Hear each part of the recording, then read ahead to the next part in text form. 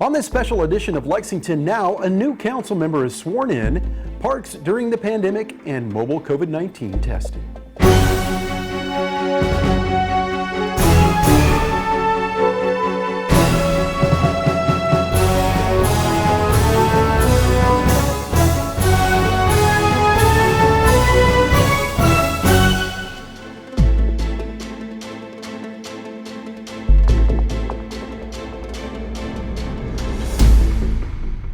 I'm Neil Noah, and welcome to Lexington Now for the week of August 17th, 2020. After last month's resignation of former 6th District Councilmember Angela Evans, a new council member for the 6th District has been appointed, and we were there for the swearing-in ceremony. Today, I am announcing that I am appointing Lisa Higgins-Hord to fill the remainder of Councilmember Angela Evans' term as 6th District Council Member. Thank you.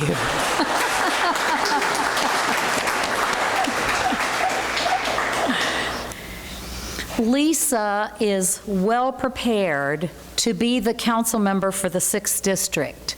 She is the Assistant Vice President for Community Engagement at the University of Kentucky.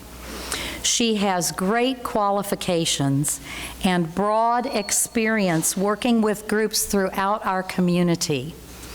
With her strengths and her background, she can make an enormous contribution to the 6th District and to our entire city. We are focused right now on rooting out systemic racism through the work of the Commission for Racial Justice and Equality. Timing is critical. We all know that. This is not a moment to be wasted. Lisa is an experienced, thoughtful leader. She knows this city, and she knows the challenges we face. She has extensive experience with budgets and large operations. Thank you, Mayor Gordon, for this honor and for the confidence that you have placed in me. I am humbled by this opportunity, and I accept your appointment to serve as the 6th District Council member for today through the end of the year. The next 5 months will be crucial for the 6th District and for all of Lexington. The long-standing inequities in our community have been brought to the surface by the pandemic and our Black Lives Matter movement. Changing lives means being accountable. Our only choice is to strengthen relationships, reshape policies, and bring about the necessary change with regard to the Black and brown community here in Lexington. When it comes to the crises facing Fayette County right now, I am focused on results.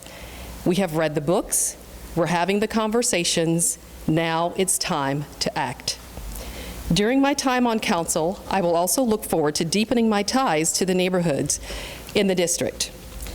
And I can tell you right now, they truly are a reflection of our whole county. The district is very diverse, from the historic Joyland neighborhood with its scenic rural farmland, the tried and true North Enders, our blue-collar workers, the mixed use of the Hamburg area, families with small children, and thriving Cadentown, to just name a few. I'm proud to follow former Councilwoman Angela Evans' position. She has told me of the connections that she has to the district's neighborhood associations, the Youth Citizens Academy, Station Nation Trail, and Mary Todd Park Day, to name just a few. I plan to continue those partnerships and to keep district residents up to date through my staff in the office and also communications. Do you solemnly swear that you will support the Constitution of the United States and the Constitution of this Commonwealth, and be faithful and true to the Commonwealth of Kentucky, so long as you continue a citizen thereof, and that you will faithfully execute to the best of your ability the office of Council Member, Lexington Fayette Urban County Government, according to law? And do you further solemnly swear that since the adoption of the present Constitution, that you, being a citizen of this state, have not fought a duel with deadly weapons within this state, nor out of it, nor have you sent or accepted a challenge to fight a duel with deadly weapons, nor have you acted as second in carrying a challenge, nor aided or assisted any person thus offending. So help you God. Please respond. I do. Congratulations. Parks and Recreation has continued to work to modify how they do business during the pandemic. And we were joined by Michelle Franzetti, who fills us in on what is still available in parks. My name is Michelle Franzetti, and I am the Special Events Services Manager for Lexington Parks and Recreation. We have a lot of great things that you can still do with Parks and Recreation this year. All of our parks are open to the public, and we have over 100 parks in Lexington. That seems to be something that usually shocks people. In addition to taking a walk in the park, our playgrounds are open. The Jacobson Boat Dock is open, or if you're looking for a little bit more physical activity, you can go take a hike at any of our natural areas, which includes McConnell Springs, Raven Run Nature Sanctuary, and Heisel Farm Park. We have to evaluate things day by day because we all know this is an ever-changing situation. But currently, our shelters are available for rental. We ask that people use good sense when they're gathering with their loved ones, wear masks, socially distance, but you can still rent a shelter in our park. Just like everyone else, we have had some things that are canceled this year, but we've tried to come up with new things to take the place. So a great example is you can go out to Raven Run, and if you have kiddos, they have these great nature exploration kits, and you can pick them up and they have instructions and tools and all sorts of stuff, so you can kind of have a self-guided adventure. We want everyone to enjoy time in our parks, but more importantly, we want them to be safe while they're there. Definitely make sure, even though you're outside, bring a mask with you, so if you encounter someone else or you need to use a restroom facility, you have that mask ready to go. Try to keep in mind to socially distance from other people, including people you might already know and they're not part of your household. Try to socially distance when you meet up with them outside as well. So the Bluegrass 10,000 this year was a virtual race, which meant that you could run it anywhere you want during a certain time. That time has now passed. And then the runners came and we did like a drive-through shirt pickup. So we gave a little sense of normalcy to the running community, but we really missed running downtown with them this year. Definitely follow along with us on our Facebook page or Instagram. We're coming up with new ideas for you to wreck your home, bring a little bit of recreation home each week, so follow along for some fun online.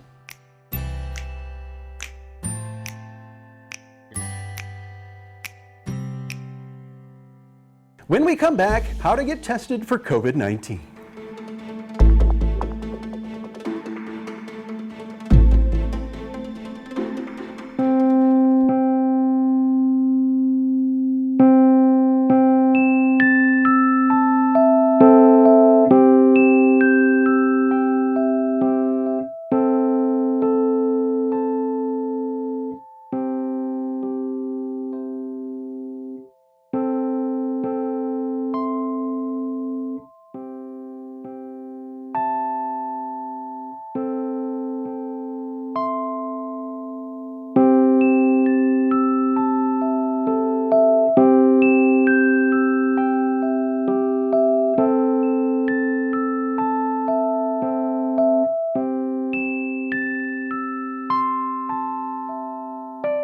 Please wear a mask. Please wear your mask. Please wear a mask. Please wear a mask. Please wear a mask.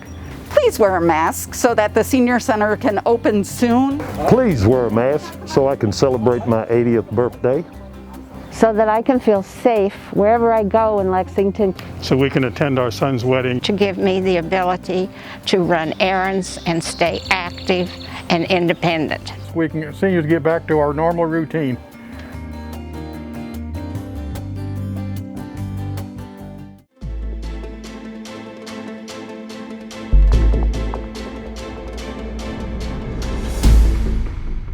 Welcome back to Lexington Now.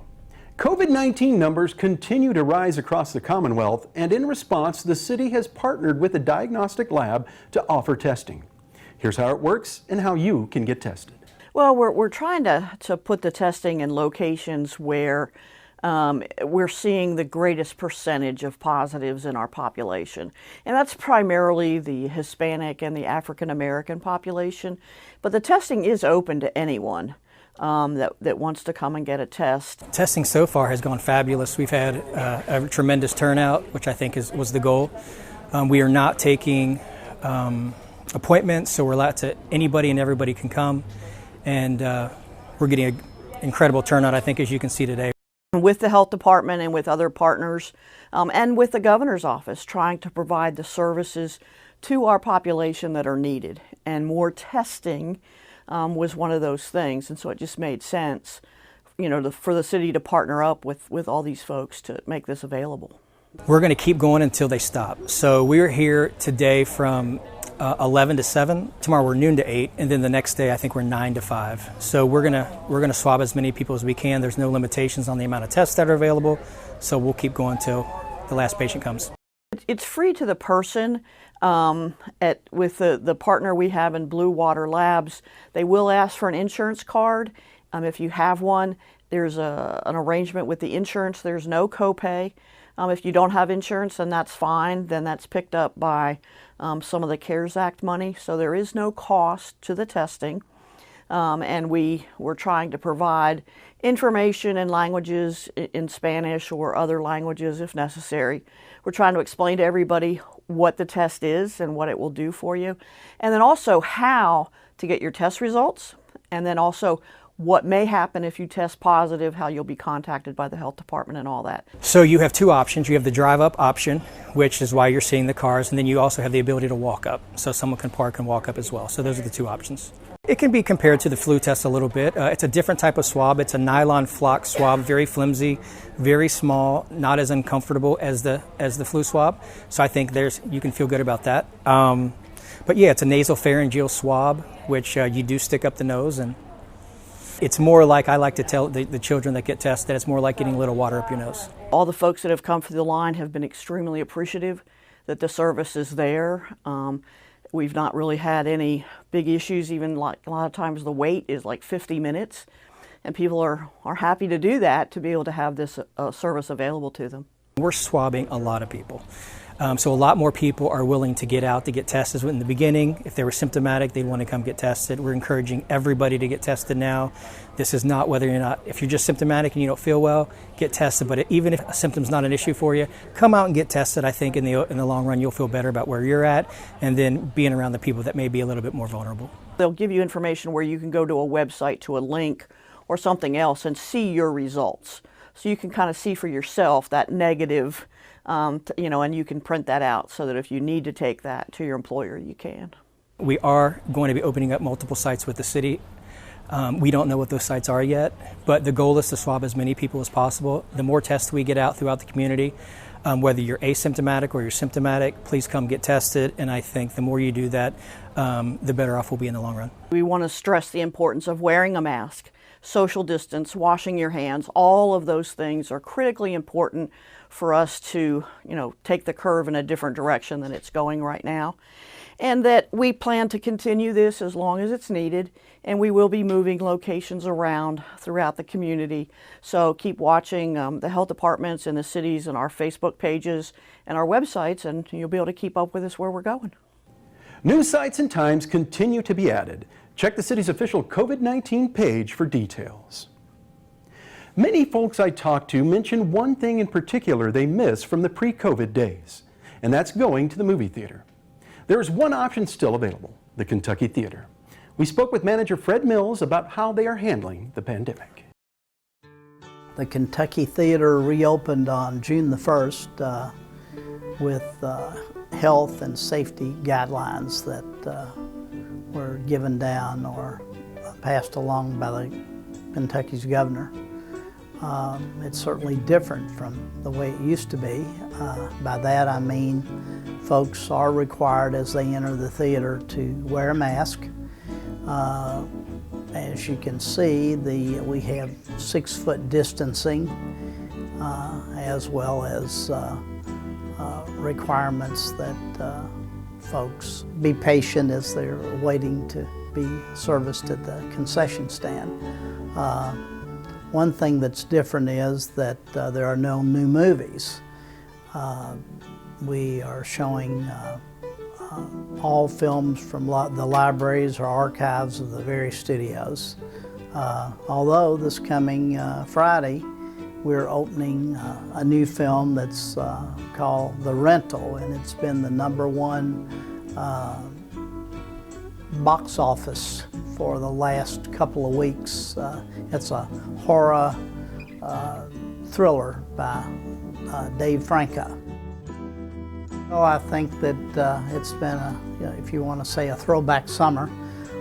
We've been able to go back and play E.T., Jurassic Park, Stand By Me, Mamma Mia, some of the favorites that parents actually saw themselves, so they're bringing their kids.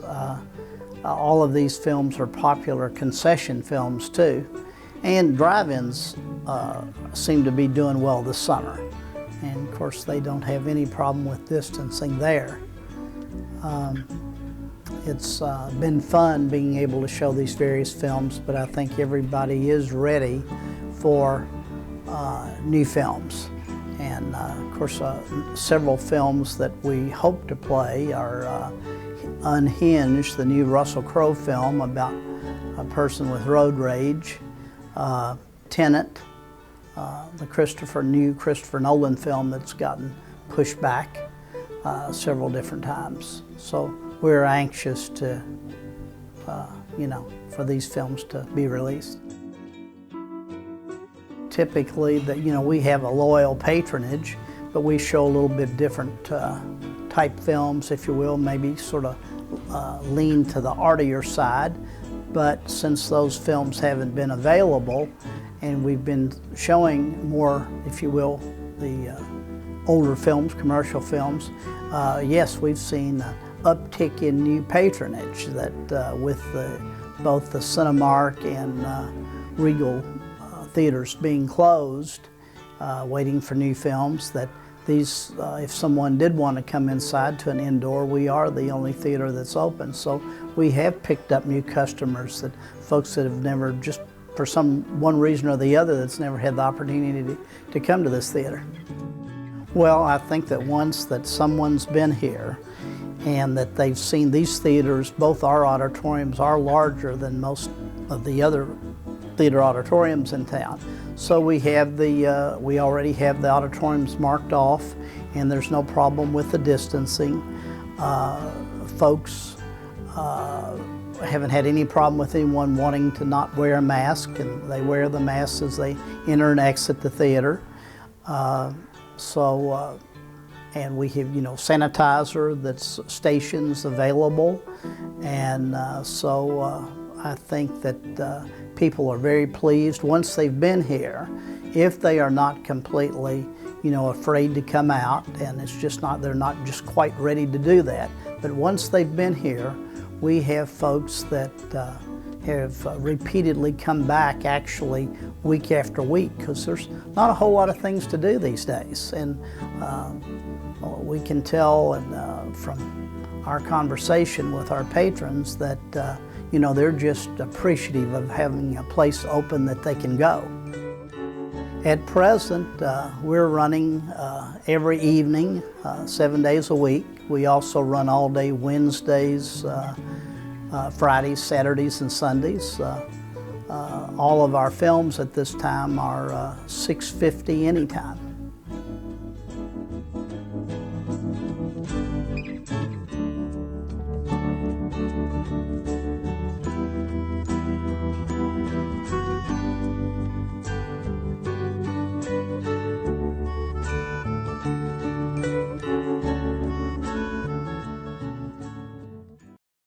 Most meetings at City Hall have all been moved to a virtual format, and we are bringing many of those meetings to you live. Check out our website for the most accurate and up-to-date coverage of city business. We're here to keep you up to date on how the city is handling the pandemic via our official COVID-19 response site. Simply click on the banner at the top of our homepage. That's all for now, but as always, you can keep up with us on social media, check out the latest traffic updates on Twitter @LexRex, or catch our live traffic cams on LexingtonKY.gov. For all of us at Lex TV, I'm Neil Noah, and that's it for now.